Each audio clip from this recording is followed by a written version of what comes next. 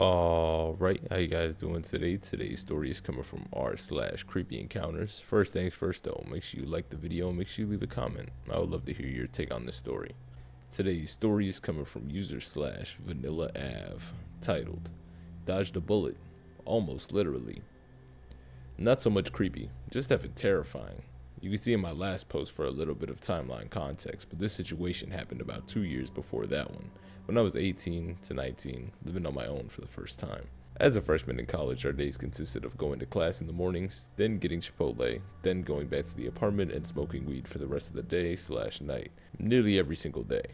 Actually, no, not even nearly.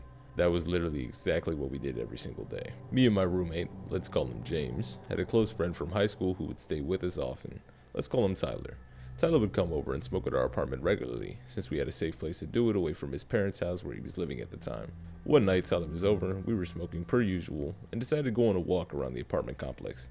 It wasn't late, maybe about 8 p.m., and as we were walking, a pair of guys who looked to be a little bit older than us approached and asked if we had any weed.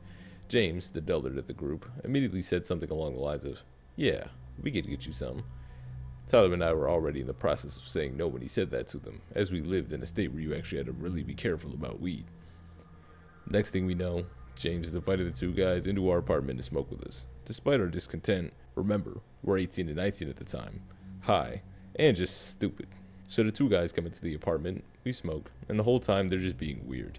One of the guys keeps making jokes that he's an undercover cop, saying stuff like, "Notice how I'm not inhaling all the way? Undercover cops can smoke weed, but as long as they don't inhale, then it's fine." Now, in retrospect, these guys were just a little older than us, and were totally effing with us by saying stuff like that, but it freaked Tyler and I out. So much so that after the two guys left, we insisted on going and hiding our bags of weed before the inevitable police raid raiding down on us. Disclaimer, I know we were stupid for actually thinking that they were cops, but we didn't know any better at the time.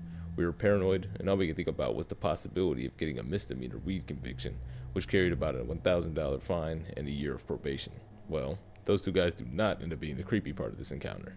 Tyler and I, in a state of weed-induced paranoia, decided to go hide our backpack full of weed in the woods outside the apartment complex until we could confirm that our apartment would not be raided. By this point, it's probably about 1:30 a.m., so we set off on our journey into the woods, hide the weed, and identify a few landmarks to ensure that we can find it again, because all forbid we lose that ounce of weed. We feel a lot better after hiding the evidence and set back towards the apartment. We re-enter the complex and are walking along jovially towards my unit. As we're rounding the corner to my building, I hear the sound of pant legs of athletic pants sweeping together, as if someone is running. No, sprinting up behind us.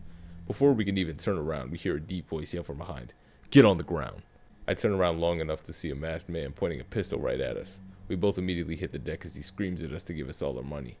Needless to say, we're 18 years old and we weren't exactly carrying a large amount of cash on us. We emptied our pockets, but all we had were our cell phones and empty wallets. He became increasingly angry and told us to get up and face away from him. Now, this was an already scary situation, but this is when it got extremely terrifying for both of us. Just a couple days before that, two teens had been brutally murdered in our area in the same fashion, forced to face away from the killer, and ultimately shot execution style in cold blood.